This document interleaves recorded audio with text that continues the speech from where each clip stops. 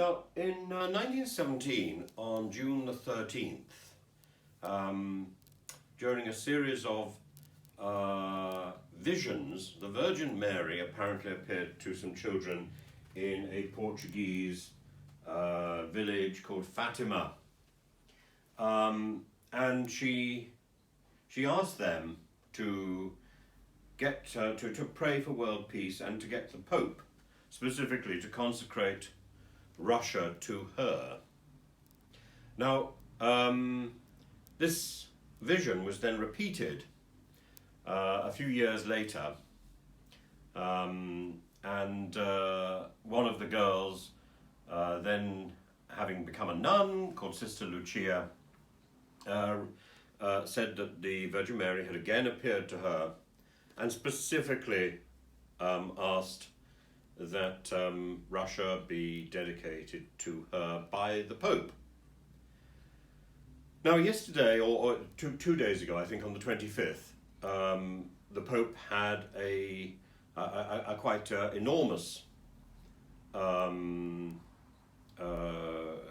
assembly in the Vatican. But what's significant is at the same time as he was saying prayers in the Vatican, bishops and priests were saying the same prayers in cathedrals and parishes around the world, reading the same prayer, asking for the unjustified aggression, for the atrocities to stop, and also, incidentally, for the first time, naming Russia.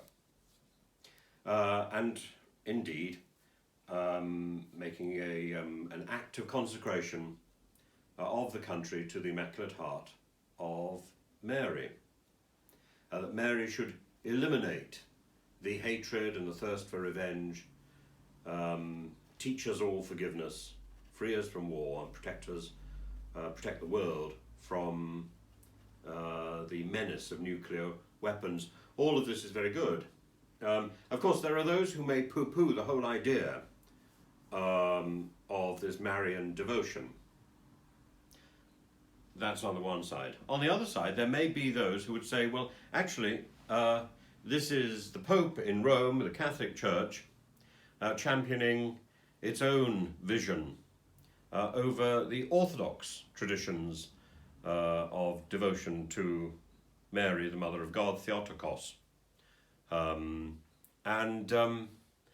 is room for nitpicking on both sides, I think, but it is rather a remarkable action. Now, it's not unique in any way. A similar action was made in 1942, 1952, 1964, 1981, 1982, and 1984. And actually, of those, only the one in 1984 actually had Sister Lucia's formal blessing. She says that the vision that she had received in 1929, that vision conformed mostly to what Pope John Paul II did in 1984. But because of diplomatic niceties, none of those former dedications mentioned Russia by name. It was a dedication of the whole of humanity to the Virgin Mary. And it came with it, what came with it was an encouragement to a particular Catholic practice of the first 5 Saturdays going to confession, going to communion, and saying 5 decades of the Rosary each Saturday for a month and 1 week.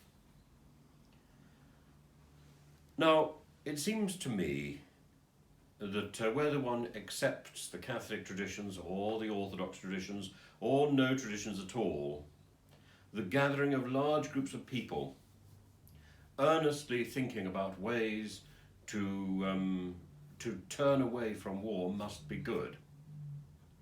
So whether one is Catholic, whether one is Orthodox, whether one is an atheist, doesn't really matter. The idea that one is thinking about peace and one is thinking about a solution to this war and looking forward to a period of peace that follows this war, this must be good. It must be good because it is a confirmation of our human optimism. And I hold on to that. I think this is a very noble and very impressive action by the Pope, and indeed by all those people who want peace. Do follow the channel, do ring the bell.